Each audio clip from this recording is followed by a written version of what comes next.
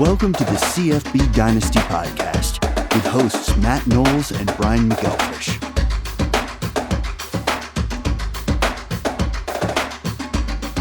Hey everybody, how you doing out there? This is the CFBDynasty.com podcast.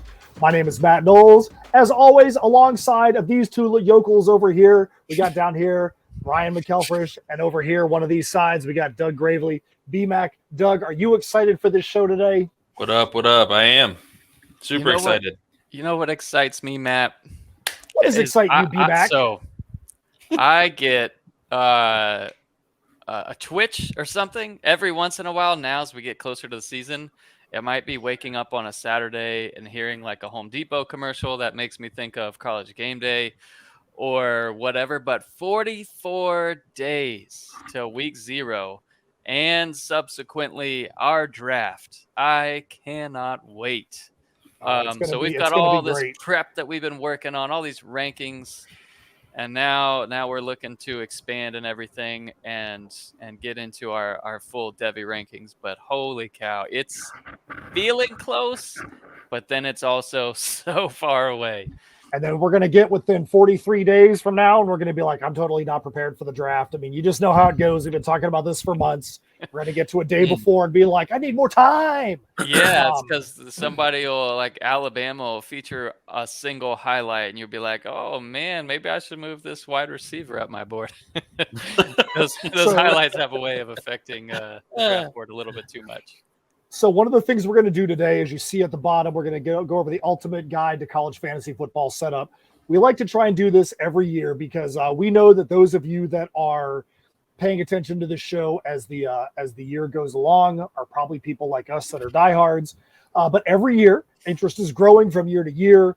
And there are those of you out there that are either looking to get into a league or looking to set up a league. And we like to make sure that each year we have a show that talks about the different types of leagues, the different pros and cons, and also the things that you're going to get yourself into if you decide to jump into the college fantasy football world. In reality, it's a recruiting show, right? Like we want more and more people to join in on the fun. A lot of people just don't know that it exists, and that's sad. So I really look forward to the commissioner portion, Matt, where you can go through the whole setup. You know, you wrote a really successful piece for CFB probably 4 or 5 years ago now on the ultimate guide to setting up your league, all the things that you need to consider. And you brought up this analogy in that piece, Matt, where it was NFL's fantasy football is chess compared to college fantasy's checkers. Or sorry, the opposite. Chess is harder. And I don't remember how to play chess. I haven't remembered in quite a while.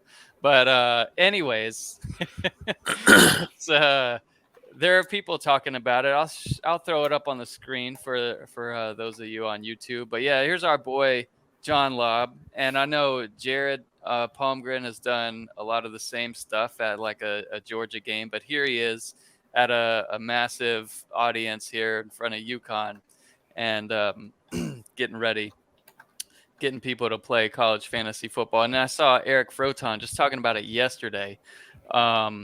He said he spoke with 40 plus ex-CFB players at the NFLPA and Shrine Bowls this year and asked if they had heard of college fantasy football, and 0 of them had any idea that it even existed. So I know it's a thing that is going to need to create awareness and all that stuff. From my trade is SEO, search engine optimization. So we do keyword research and see what people are searching for. And there are people that search, is college fantasy football a thing? So this show is for you, to help you kind of have confidence in getting it set up, because there are ways where you can set it up to where, yeah, there's 133 schools, but there are ways to set it up to where it's easy for anyone. You could do totally custom leagues with Fantrax, which is awesome. You can do SEC plus Notre Dame or whatever. Like we talk to all these people because we've been doing rankings for so many years now. There's a lot of cool, unique setups with college fantasy football, which makes it unique. So you can have as big or as little of a player pool as you want. We're going to get into all of that But yes, give it a run this year. It is a blast. So if you go up to the CFBDynasty.com website and you go to news and articles, there's a drop down there. It says the ultimate guide to college fantasy football league rules setup. That's the article that we're referencing on this show. Talks about a whole lot of different things about league configurations, about some commissioner tips, some rules tips that we have for you. So we're going to go through some of the things on this show to help you to have a better understanding of what to do if you want to set up a league, if you want to join a league, the things that could be the best fit for you. So BMAC, where do you want to start? Do you want to start with the different types of leagues? Is that where you want to start for this? That's perfect. Although I will say real quick, some news on our end. So if you were about to draft, you couldn't have without kickers and defenses. So we've got those added in there. So these are the top, 130 so kickers, and then all the defenses ranked in there. So you can see if you go to Draft Prep, Draft Central, which I still need to update that when people sign up. Doug, remind me to do that today. Yes, so to make sure people land right here on this page, because this is where most people want to go to get access to all the deepest live up-to-date rankings, and where we'll have notes and all that stuff. So you can see kickers, you can see defenses there in the rankings as you get going. For kickers, it's really simple. It's propensity for points is really it. So a lot of the high scoring offenses you'll see up there. And then whatever. We've got 3 league types that you'll see, which kind of gets us right into the segue, Matt, that you're talking about here for what types of leagues are there. So there's everyone who's played in fantasy has probably tried an NFL standard league where you just redraft every year. That's the most common league type. And then if you're a little bit more hardcore, you do like a keeper league or a holdover league, which, here, let's talk for a second about our rankings. I don't even think this is needed. Like, in reality, just have a brain cell and draft a little bit younger if it's a keeper league and you need someone that's there. So I don't know if we need... Yeah, especially in college, because that's one of the things we talk about in the article, that if you're in the pros and you hit on somebody, especially a quarterback, you could have that quarterback on your pro team as a keeper for 10, 15 years. You never even have to look for anything other than a backup. But in college, your team, no matter what, you could have the best players in the known world. Your players are going to cycle through, at minimum every 5 years, and possibly even quicker if they're going to go into the draft early. So you always are having to cycle through. So if you're in a keeper league and you're drafting all seniors, you're not doing a very good job in a keeper league.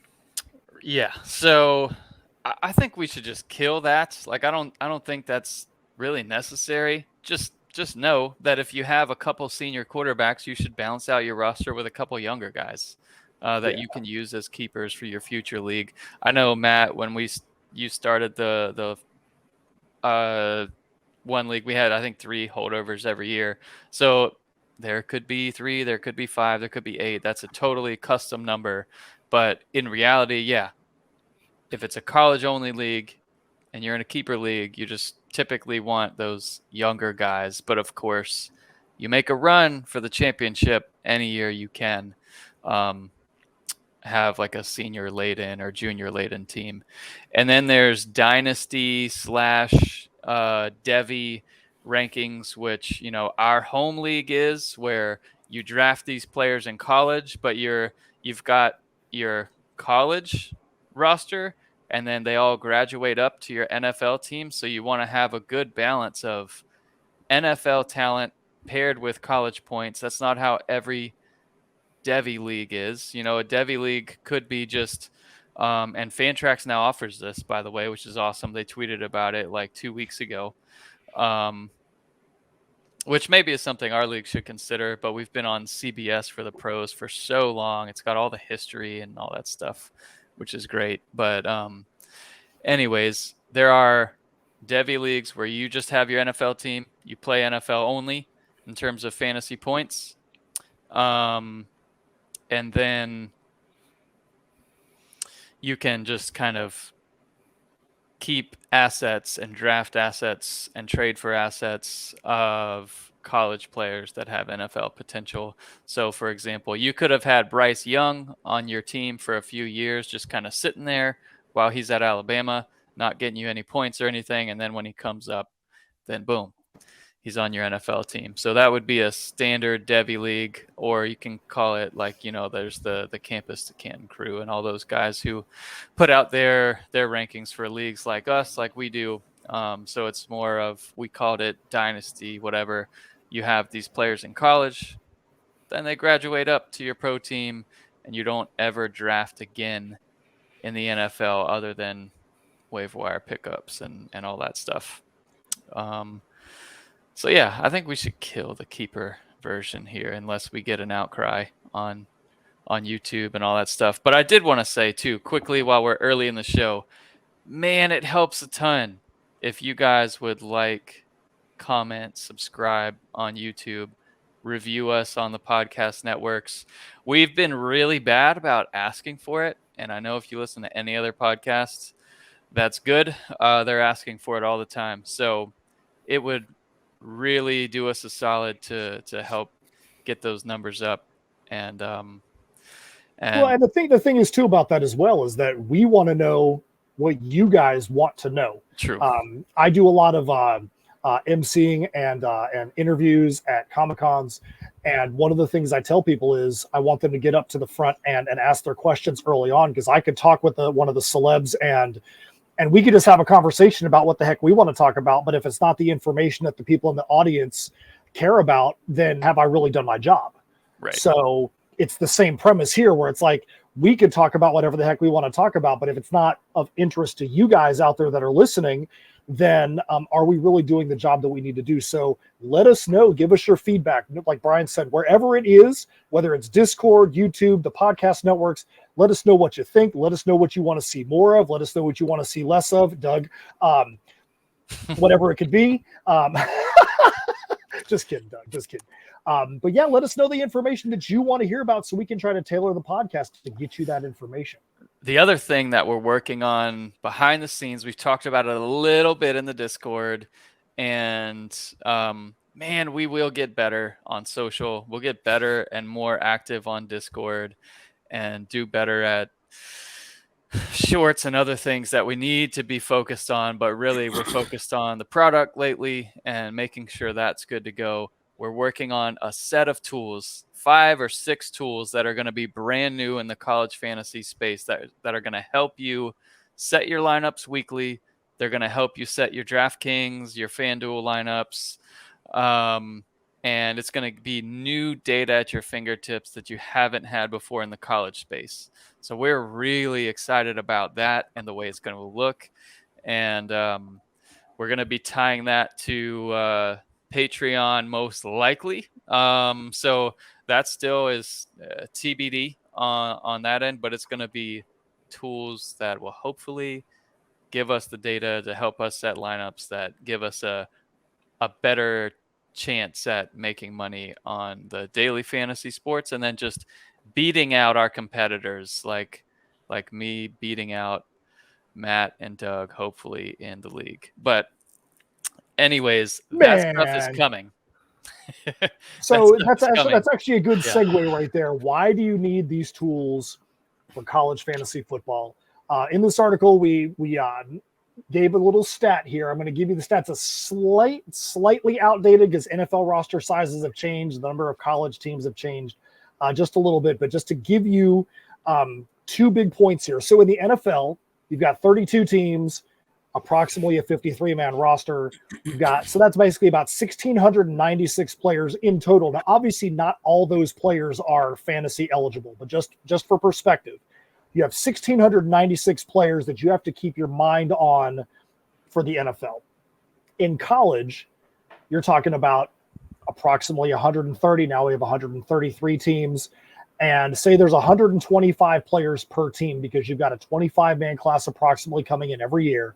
That's 16,250 players. That is 10 times the number of players that you might have to get information on. Again, not all of them are at fantasy eligible positions, but you've got 10 times larger of a player pool, and you've also got much less ability to get that information, which is huge. The NFL, you've got shows on every network you can possibly think of with talking heads talking about the 32 quarterbacks. You've got articles that pop through your phone, pop through your news feed every day, ranking every quarterback in the NFL. Most of those sites are going to be ranking people in the same basic groups. You're not going to have one site that ranks Patrick Mahomes 1 and another one's going to rank him 15. College is not the same. College, you've got so many people out there, so many less people with opinions, and so many less people that are qualified, like CFBDynasty, to be giving the opinions, because there's not a lot of ability to get that information, especially on incoming freshmen or redshirt freshmen that are getting their first chance. So being able to sift through that information is paramount to you being able to go into your draft or set up a league and set it up with some integrity and with some foundation. So with that, Doug, I'm going to ask you a question. You've been playing college fantasy now for what? This is going to be your 4th year? This will be 4th, yeah. When you were asked to join this league, what was the thing that was the most intimidating to you coming from the NFL side and going, do I really want to join? Not just a college fantasy league, but a college to pro league where the decisions you make in college are going to impact your pro team. So just knowledge, really. I talked to Brian about this when I was first asked to play or whatever, and it's like, man, because you guys had been in the league at that point for, over 10 years, yeah. and I'm like, wow, I'm one, really behind, and two, you guys could be talking about the number 3 receiver on a football team, and I'm like, who the heck is this guy? Like, it was knowledge, really, in preparation, because I had no idea.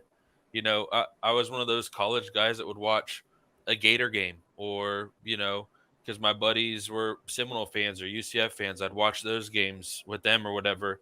Ew. I've always been a college football fan, but I wouldn't have been able to tell you who UTSA was, 5 years ago, or anything about UTEP or some of these smaller schools. So it was really intimidating. Like you said, 16,000 players that you kind of have to not really be familiar with, in a sense, because some of them are defense and all that great information, but it's preparation. It's scared the crap out of me because I was like, how am I supposed to compete with these guys that have been doing this for years? There's no way.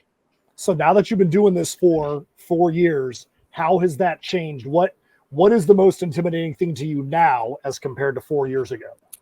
The most intimidating thing to me now, sheesh, I don't even know if it would be a.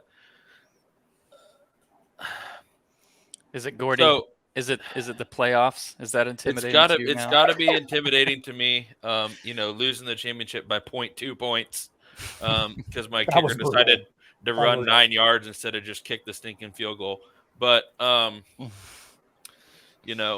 probably, I guess intimidating isn't the word. It's probably because preparation is so important.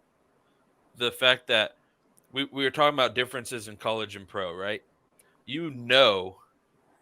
What pros are not going to be available that day because of injuries or things like that. In college, I think that's one of the most frustrating / maybe intimidating things for people is it's so hidden. You don't know from one day to the next if, say you used Bryce Young for an example. Last year, if Bryce Young was going to be hurt on Saturday and not play because it's so hidden. Yeah, so I do think intimidating. we've got good news coming there. I think there's nothing like cooking or anything, but as NIL becomes more accepted, gambling quickly has become more accepted in sports. I mean, if you watched ESPN 10 years ago, they wouldn't say a thing about gambling.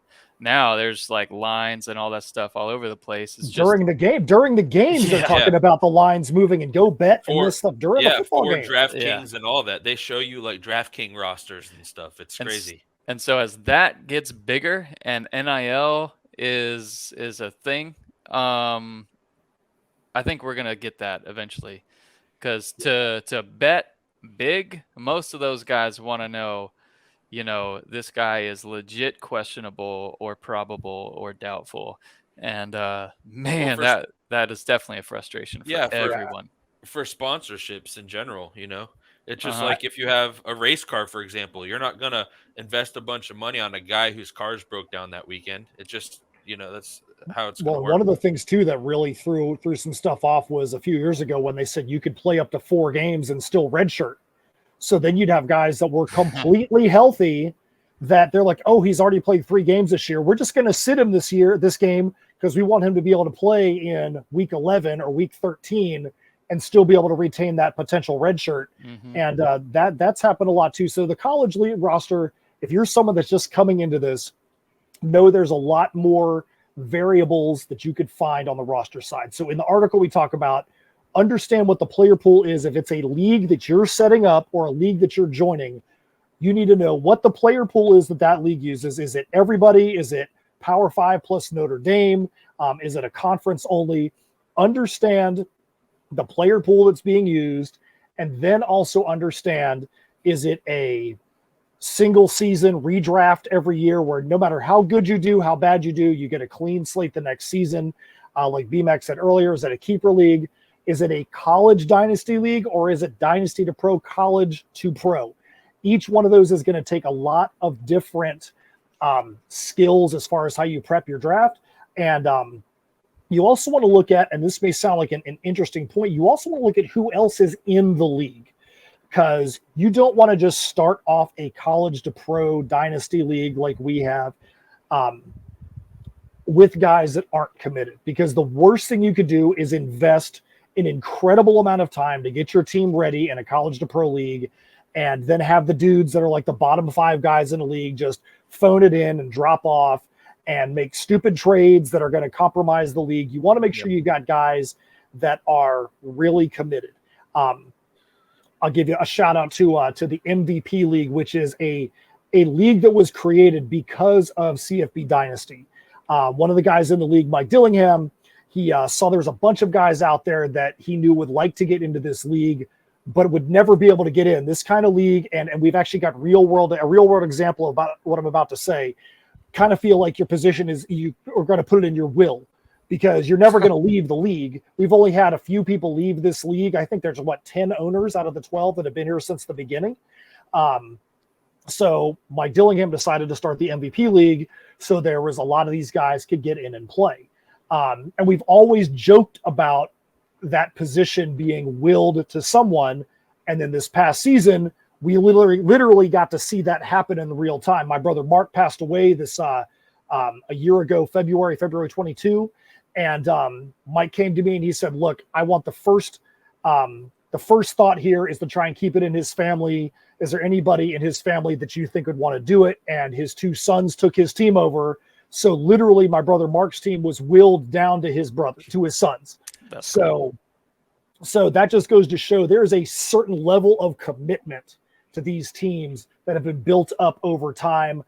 There's guys on his pro team that have probably been there for a decade. And Mike wanted to see that team have the opportunity to stay in his bloodline and his lineage. I thought that was a really cool move. But that just goes to show you may not find guys with that level of commitment, but you want to find guys, if you want to do college to pro, that have got a certain level of commitment. That way your time is not wasted. We are all very, very busy individuals in this world now. And the last thing that any of us want to do is feel like we're spending our time on something that's a waste. Yep. 100%. Yeah. Couldn't agree more. I think go ahead. Yeah. And I think, kind of back on your question of like intimidating, joining a league kind of that's been established, right? The teams, and not really intimidating, but again, preparation, whatever, knowledge. My teams didn't have a Doug touch on them at all, when I joined. So I had no idea really what I was coming into either. So, in the sense of like joining a league that's been established, you don't know what team you're taking over. Like, are you at the bottom of the barrel? Are you in the middle? Do you have a bunch of holes that you have to fix? And the guy before you made a bunch of trades, so now you only have 4 draft picks when you have to fill 8 holes. So I think, it's all about the preparation. So I think that was kind of the most intimidating, was probably not knowing where my team stood when I joined the league, probably. And ideally, so the last couple points on step one, for the ultimate setup of, getting the player pool correct and getting the right guys in the league, would be A, having communicated with all these people before. So if you don't know, if you haven't set up a Fantrax league, it's literally, unless they've changed it in the last year, a checkbox where you check the conference and it will pre-select all the schools in that conference. And then you can even deselect or select by the school. So you can get whatever player pool that you want for that group. And with all the uniqueness that is out there, SEC, ACC plus Notre Dame or whatever, we've set up our rankings so that you can also just download them, and using simple filters in Google Sheets or Excel, you can filter our rankings down to those leagues. Like, we do have some sickos out there that'll do a Mountain West only league. And so that's why our rankings are super sickos. Deep. But yeah, that was really it for step one. And that's a good one. We do have an example of the check boxes there, but you can also see it on Fantrax. One of the other things you want to do that we talk about in the article, you want to configure your scoring system. A couple things that need to be considered when looking at the college game compared to the pro game. And this also goes back to rosters as well. In the pros, if you get a game where you've got 400 yards and 6 touchdowns out of a quarterback, you're like, oh my gosh, this is going to be headline news for weeks, because that doesn't normally happen. In the college game, that's something you're probably going to see 5, 6, 7 quarterbacks do that every single week, because you've got opponents playing against lesser opponents, like FCS opponents. You've got some conferences. I mean, a couple of years ago, we had the 74-72 7 overtime game. You're just going to see a lot of opportunity for those things to be scored. So you want to really pay attention to making sure that you don't have overpowered positions, because when we first started this league, we did have some overpowered positions. We just took our NFL mindset and we moved it over to college. And every week we were having quarterbacks scoring 100 points. Yeah. And 100-point quarterbacks every week is very difficult to overcome, no matter how good your other positions do. You want it to be where if you've got a 100-point performance out of a quarterback, they better be going out there and going absolutely berserk to get those points. So really think about what the potential is for scoring in your league. You want to do the same thing with defenses. That's something we've had a struggle with. We're going to try and correct it this year. Trying to port over NFL scoring guidelines into college is a nightmare when it comes to defenses, because colleges normally score a lot more, and even the best defenses in college. Look at the playoffs and the championship the last couple of years, and just look. You've got a top 4 team giving up 62 points. That was So you got to be very careful with how much bonus you give, how much you take away when it comes to the scoring categories. Don't be afraid to tweak things to make sure that you're not overpowering certain positions. One thing that I think a lot of leagues need to reconsider is just the simple one of the first metrics that you set up: quarterback touchdowns. As you know, in the NFL, and long been the case in college fantasy, dual threat quarterbacks typically are better than pocket passing quarterbacks. However, college football styles have found their way into the NFL. You see Lamar Jackson, etc., and Josh Allen and whatnot. The quarterback passing touchdown, I think the most popular selection there is 4 points per passing touchdown, when they get 6 points for a rushing touchdown. And I would disagree with that being the norm. I really think a touchdown is a touchdown. In a Agreed. real game, it's worth the same amount of points. And I don't think you should do anything necessarily to add value to a dual threat quarterback, because they already get the benefit of rushing yards added in there and more opportunities in the red zone for scoring. So I really think 6 points for a touchdown is just across the board, I feel like. Maybe you want to value it more for defense because it's more rare. That's up to your league. But as far as offensive skill position players and quarterbacks, 6 points. What do you guys think? I'm now that we have played this for many years and we've started to get the scoring back under control, I'm totally always good with that. We do have in our league, we do have some distance bonuses, but I agree from a quarterback's perspective that the quarterback doesn't need any kind of thing like that because they already have the opportunity for so much more stats. So yeah, I agree. Just making sure you're careful and not overpowering things. Yep. I think the another thing too, especially in the college game, it doesn't matter if you're playing in a redraft league, in a dynasty league, in a college to pro league. You have to make sure you've got your transaction policy set very clearly. One of the things that was set up in the CFB home league very early on, and we probably have some of the most restrictive player pickup policies of any league out there. We drafted a huge team at the beginning. I think we've got 30 something positions total on our team, but you only get basically 3 roster moves in the course of a season.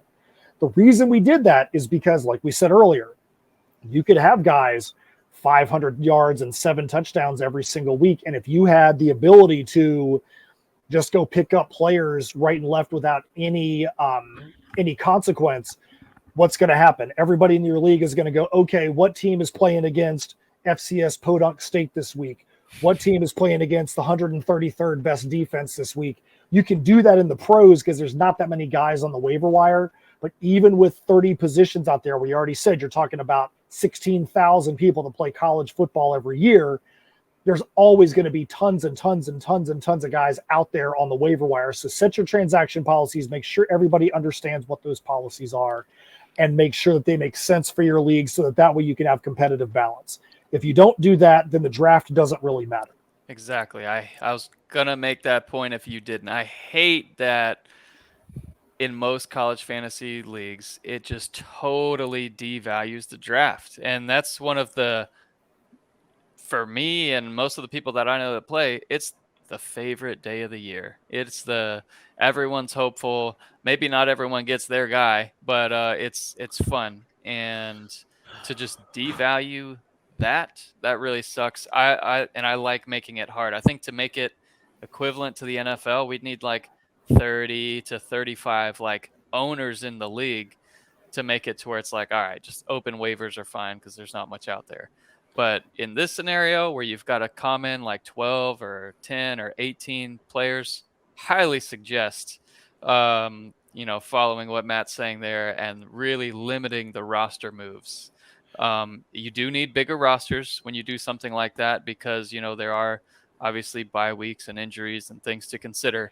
But as long as you have the right amount, and for us with a 12-team league, it's 5 quarterbacks, 7 running backs, 7 receivers, 3 tight ends, 3 kickers, 3 defenses. And the only other thing that I have to add is, yes, we have kickers. I know it's a trend and people hate on kickers. I love kickers, and I think they should be part of the league. I lost a championship because of a kicker. So, Doug, when you first joined this league, how hard was it for you to get out of the mindset of open waivers every single day, every single week, to go, oh my gosh, I've only got 3 moves this year. I better make them count. So, honestly, dishonestly. Dishonestly, we want the wrong. So dishonestly, it was super hard. No, so like Brian said, even though I've played, pro fantasy and a lot of pro leagues are set up to where you can add as many people as you want or whatever. I always did my best to just draft the guys that I wanted in the beginning. So I never used a whole lot of waiver pickups because I'm more of a live and die by your team kind of guy. Um, you know, those of us that grew up playing sports, we didn't have unlimited transactions, or we couldn't bring somebody on the team halfway through a season to make us better, things like that. So I always kind of used limited pickups, and so it wasn't really bad. The only thing that stinks for some is you got that guy out there that is now all of a sudden putting up say 18 points a game, and you've already used your 3 pickups within the first 6 weeks. So one of the things that I tell people now that when I talk to them about it is, dude, save a pickup, save one, because be happy with the team you drafted, because there may be a guy based off an injury that all of a sudden comes out and is blowing it away. And now you have that guy who's a freshman who you're going to have another potentially 3 years because he came out of nowhere. So I always suggest saving a waiver wire pickup, because of that simple reason that there could be a kid that comes out of nowhere that's all of a sudden just blowing the doors off. Yeah, the other thing to consider, which we've never done in our leagues, but is fun, and I've been in other leagues where you have a free agent budget. You can also pair the free agent budget of $100, $1,000, doesn't matter the amount because it's equal across the league in terms of value. So if you have a $100 free agent budget, you can pair that with limited pickups, and then it's just that added, like, okay, Jonathan Taylor busts out as a freshman, goes for 200 yards. So we know a lot of people are going to be putting him in. So you, instead of it just being inverse of the standings, it would be waiver or free agent budget, which is good. I feel like, Matt, I do think it's something we should consider, because if you think about the first 3 weeks of the year or the first 4 weeks of the year, win-loss means not much because we've only played 3, 4, 5 games. So I do like the addition of the free agent budget, or FAB for short, which you'll hear on other. Anytime money's involved, Brian loves it, so it's fine. Yeah. So one of the other things that that BMAC mentioned earlier on, and admittedly over the last couple of years, especially with all the insanity that's gone on with COVID and having to stand on our heads and do cartwheels just to make the seasons actually work, we've let our league constitution get a little bit outdated. But in saying that, it is of the utmost importance for you to establish a league constitution. Every site has the ability for you to be able to type that out and put it in there, whether it be Fantrax, CBS. You need to get all your rules that are not things that are covered by the setup itself and get them written down. There's 2 reasons why this is of utmost importance. One, no league configuration is going to be able to cover every single eventuality that could happen in a season. The Fantrax does an incredible job. CBS, ESPN, they all do great jobs. But there are always going to be little tiny things that happen that could steal your joy in playing, because you're going to feel like you're slighted if you're on the wrong side of the decision. I always like to say 97% of what happens is exactly the same in every league. 3% is where you're going to find those little crazy nuances, and that 3% can steal your joy from the 97% if you don't have those things squared away. Every single year, something bizarre comes up every year. And we're like, wow, how is this the first time we've seen it? Get all your transaction policies, get your trades. One of the things we just did in the CFB Home League this past week was we put a calendar of dates up there, because having a college league and a pro league, draft picks, trades, we need to make sure all those dates are out there as to when the trade deadlines are, when you can pick people back up, when you can drop guys, all that, so there's no question. We have a good example of that. Was it 2 years ago? Our college or pro game, they tied in the championship or something. Yes. And we had to figure out what to do for that.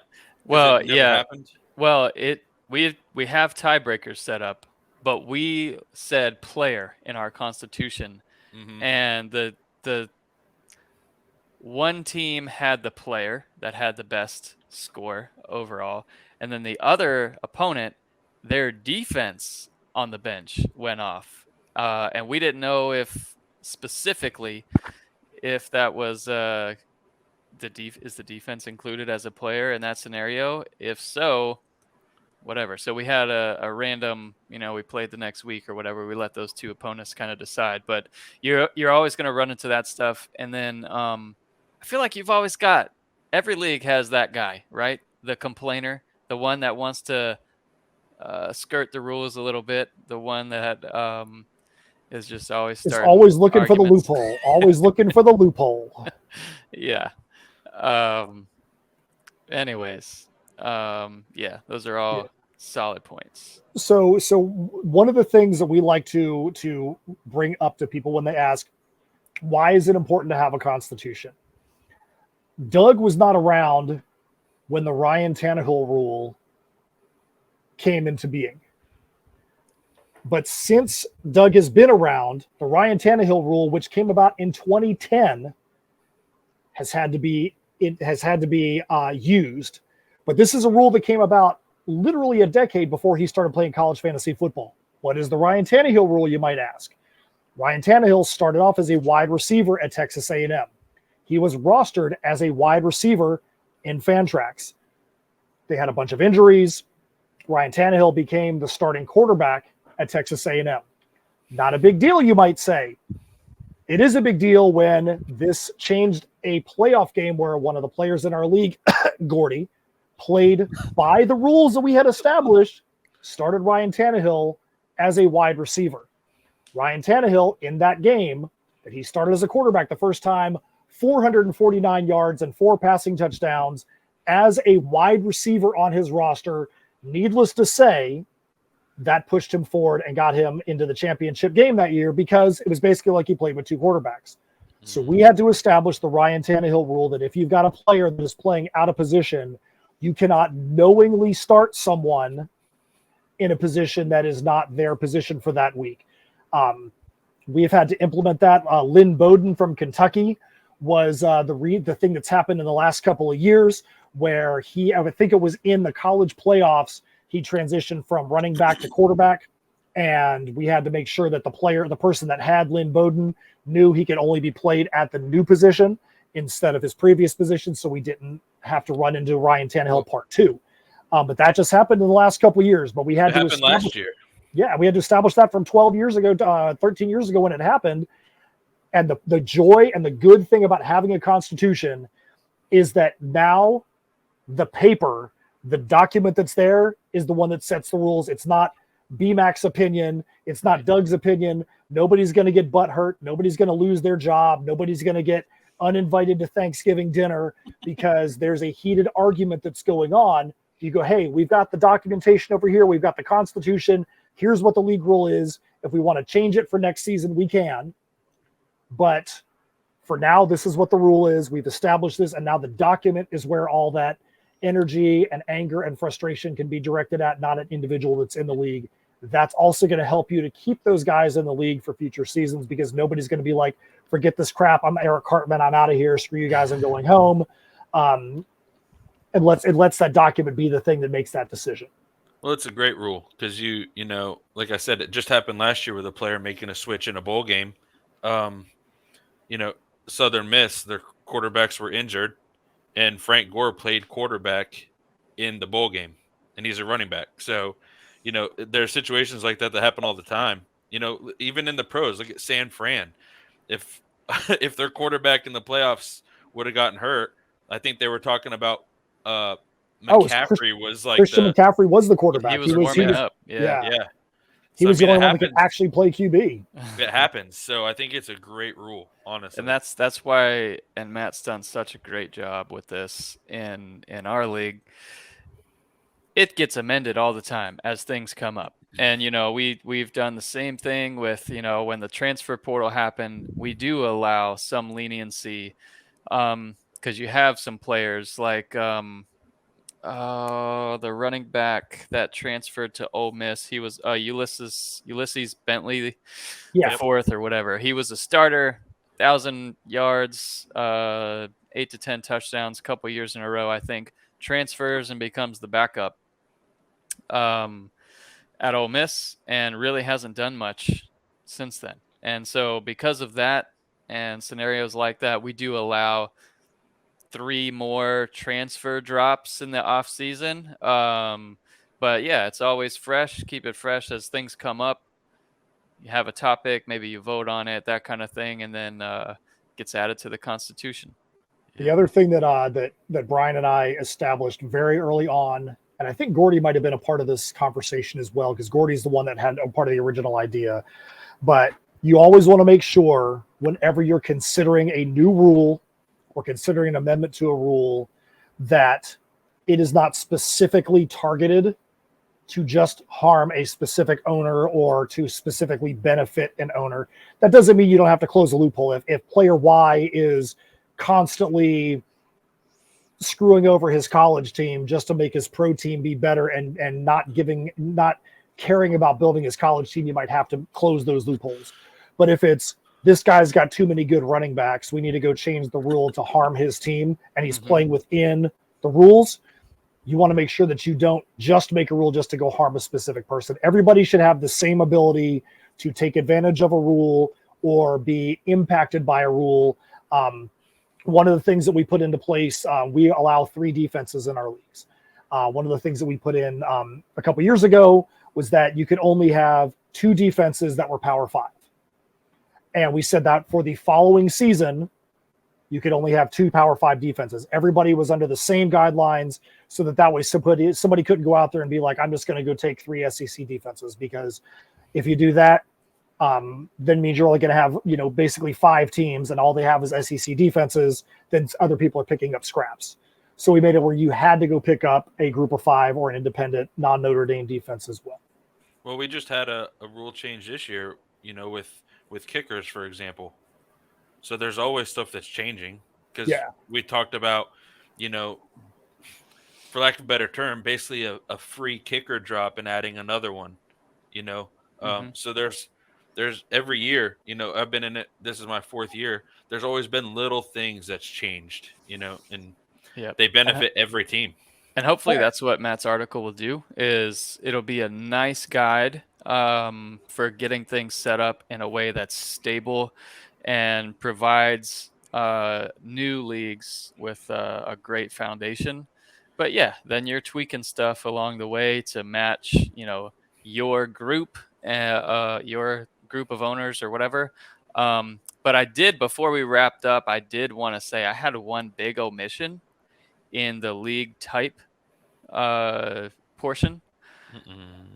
Best ball. And a lot of people really don't know what best ball is. And it's a really fun way to go today and use our rankings and draft and gamble against some friends. And I'm down, Doug and Matt, if you guys want to get our league together. I'm having the draft fever so bad.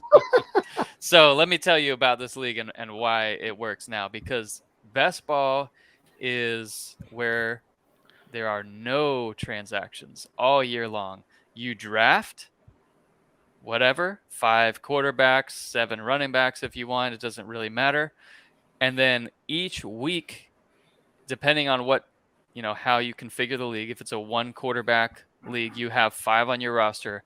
The one that scores the most automatically is started for you that week. So it's all about upside, and you can the biggest fluctuation in how you draft a best ball is you take more risks on high upside, boom or bust kinds of players, and that is okay as long as you have some other stable guys. But and then it's fun that way, because you don't have somebody next to you going, "Oh, did you see that USC scored, but it wasn't this guy?" Right. But it's a fun type of league to go do one tonight. get a group together. And the only other thing I wanted to add as far as getting the right guys, filling your league, we really hope as things progress that the CFB Dynasty Discord will be a good place for you to go. We've got a channel, I believe, for finding other league mates, people that want to go. I think it's leagues to join or something like that. Yeah. Or join So a league or... if you need to fill it out, that's a good place to go. Say, hey, add everyone, anyone interested in joining this league or whatever. Actually, I don't think everyone has the ability to add everyone because we don't want to be sending you guys a bunch of alerts while you're at work. So only I'll do that, I think, from time to time, or maybe Matt or Doug. But one of the things that we really want to know from you guys is if you're someone that is experienced, whether it be college or pro, and you've had one of those crazy situations. I know a few years ago I was stunned by how much discussion we had to have. There was a situation where a offensive player caught a reception. He fumbled. Defense picked it up. Defense started running back for a score. They fumbled. An offensive player picked it up, ran it back the other way for a score. And for whatever reason, the sites scored that as a defensive touchdown for the original offensive team. And it was unbelievable the amount of discussion that was had on something that to me seemed like a very logical play. There is no way that Patrick Mahomes, if it was him, should ever be getting a score for the defense of Kansas City if he started the play as the quarterback on that offense. But even the sites out there tried to score that as a defensive score. That's one of those things we had to cover in our Constitution. What we want to know from you guys is when you've had a situation like that come up, what was the situation? How did you guys resolve it? And what was the fallout from it? Because you never know the kinds of crazy things that can happen in a game. Last year in the pros, we all know the insane situation that happened with Damar Hamlin, where you had a game that literally was the Monday night game on championship week that got canceled and changed the outcome of multiple fantasy football games. I'm in 5 pro leagues, and that includes the college pro leagues for CFB, and each league handled it differently. Some of the leagues said, hey, we're going to play the next week. Some of them said, we're going to have co-champions because the game was very close at the time and you can't really say who was going to win. Other leagues said, hey, this person was up by 45 points. We're just giving the championship. That's the kind of situation. How can you possibly prepare for a Monday night game in the NFL getting canceled and not made up? It's you just never know how to make it work. But we want to know, how did you guys handle situations so that way maybe we can incorporate them into the version 2 of the College Setup League, the Constitution League, article. Let us know, whether it be YouTube comments, on your podcast, on the Discord. We want to know those things so we can make a bigger and better and more concise and close all those loopholes for CFB and for our guidance to you guys. Mm-hmm. Yeah, I mean, that week was crazy. I was in the championship in that week, and it was, because I've got Josh Allen, and I was like, oh boy. So I think it came down to you guys asking, I think it was Dillingham and I, basically how we wanted to do that, if we wanted to play the next week or what the case was. But yeah, there's always going to be those trial by fire kind of moments. I'm just glad that we are out of COVID times, because that was some of the most stressful things ever, where you got rosters and you're like, hey, we're only going to have COVID.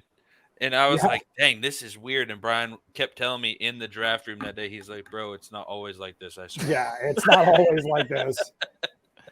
It's not always like this. A lot of bickering that year. Yeah. But man, all these things being said, there is nothing like college fantasy football. I know that sounds like a shill comment, but you know what? We wouldn't be doing this podcast if we didn't love college fantasy football. To be the guy that goes out there and finds the stud that nobody wanted or nobody drafted. There's been guys that have been drafted in like the 12th round that we're like, wow, how did that even happen? And that guy's now like playing in the NFL. to unearth those gems, to be the guy that's got that dominant team or the guy that makes a run. We bust on Doug all the time for, the second place finishes in both college and pro last year. But wasn't Doug, did Doug win the global domination last year, or was it someone else? I lost it because my pro team ended up losing the last 3 games of the season in a row. So that's one of the things that we do that we should make sure that we let people know. If you do a college to pro league, it's always difficult to have somebody that doesn't decimate one aspect of their team to try and help out the other one. So we have what's called global domination, which is a third championship every year, and that is the combined total of your college and pro teams together. We try to make that global domination trophy be just as important as a college championship or a pro championship, because it shows that you as an owner have put together the best combined team on both sides. We do that to try and help to mitigate the guys that want to just be like, I'm going to trade away every future draft pick and every college stud that I have to just try and make my pro team good. Now, if you do that on a run at the end of a season, it's one thing, but there are some guys that you suggest, I'm just going to go use my college players and picks as my farm system to try and go get NFL studs. And when you can't have that. Right. The last thing I'll say about it is, and I've only been in it for a short time, but I think all the little awards that we do and stuff, makes it so much more fun. And then, in a couple weeks here, Brian will be putting together a fun little get together, and we're going to recap like the fantasy of last year with slides and PowerPoints, and there's always some joking going back and forth. So just keep your leagues fun, whether it's the loser does something stupid at the end of the year, like playing golf in a dress, like I've seen on TikToks and things like that, or whatever the case may be. Just keep your leagues fun, because at the end of the day, you don't want to get bored because it's the same thing over and over and over again. So keep it fun. Make those little awards like, the toilet bowl awards fun, whatever awards you give out. Just make the league fun, so it's something that you look forward to every year. So as far as next shows, we're going over college fantasy players by conference. So I don't really care which way we go. SEC we have listed, then Pac-12, Big 10, Big 12, ACC, then Group of 5. Once we're through with those, then it's back into a few other podcasts that are getting us close, very close to kickoff. So it's all really exciting, and here we go. We'll be able to start talking about some news and notes here again soon. Once we get into the summer camps and all that, there'll be some news and notes. Injuries are going to be changing the rankings. People that are showing out, that are moving up the depth charts. That's when you really want to make sure you've got your subscription out there to CFBDynasty.com, so you can be keeping yourself up to date, so that way you don't go into your draft and draft a dude that just got injured the day before. That's me. No, and real quick on news and notes, guys, just in case you weren't following or weren't paying attention, our tight end and receiver rankings swapped around a little bit because Sadu from Colorado switched to receiver now at Mississippi State. So he's not a tight end anymore. So if he was on your tight end, rankings or whatever, he's now moved over to wide receiver. So just something to keep in mind. Well, and an aside right there, I'll make it real quick, so I know we got to wrap up. One of the things we do across the board in every league that we're in, I do not understand why the services allow for players to be able to play at multiple positions. But we say in every league that we're in that you have a player, and that player is able to be at one position, and that's it. You're not going to be able to take a Rondé Gadsden from Syracuse and play him at wide receiver or tight end. It's one or the other, and we as a league will make sure that we make that determination. Basically, that has become the Cordero Patterson rule, because people have tried to pick up Cordero Patterson and be like, oh, he's a running back, but he's got a wide receiver number, so I'm going to play him at wide receiver even though he's the starting running back. No, you get one or the other, and that you don't get to go back and forth and have some dual position player, because to me all that does is that just forces people to go out there and try and find these loophole guys. Yep. Close those loopholes as quickly as you can so that way somebody's not out there winning because of loopholes. They need to win because they've got the best team. That's right. And they make the best decisions as an owner. All right, B-Mac, I don't know if there's anything else we want to talk about today, but I feel like we have wrapped up this conversation. I know that we basically barely covered, even just barely hit the tip of the iceberg when it comes to league setups, configuration, rules, constitutions. If anybody out there has any questions, feel free, message, comment, do anything you can. We'll make sure that we reply back and get you the information that you need. BMAC doesn't do anything else in the day except sit around and think college fantasy football. So he's got all the time in the day, 25 hours a day, 8 days a week to be able to answer your questions. If this show grew enough, that's all I would do. I could help everyone a lot better. All right. Well, Doug, what about you, man? If you have any last words you want to impart to somebody that's thinking about playing college fantasy football, joining a league or starting a league, what's the last word you'd have of encouragement or advice for those people? So one would be, man, I played NFL for a long time, and college is a blast. College fantasy is a blast. So take it from somebody that really was, and you can ask Brian, we've talked about it, an NFL guy, that college fantasy football is a blast. And two, like Matt said, man, if you guys have any questions, please hit us up. It really makes you feel like a GM. And then the NFL draft is super fun because you're watching with anticipation every pick to see where your players are going. If you were good enough, hoping they're not the third wide receiver you've had in a row go to the Browns or whatever, like I had. It does add another level of excitement for the draft, and man, it's fun. Just do it. Just try it. Yep. Only live once, man. Get out there and have some fun with it. All right. That being said, my name is Matt Knowles. On behalf of Doug Gravely and Brian McKelfish, this is the CFBDynasty.com podcast. We thank you guys for listening or watching. We'll see you next week. See ya. Yeah.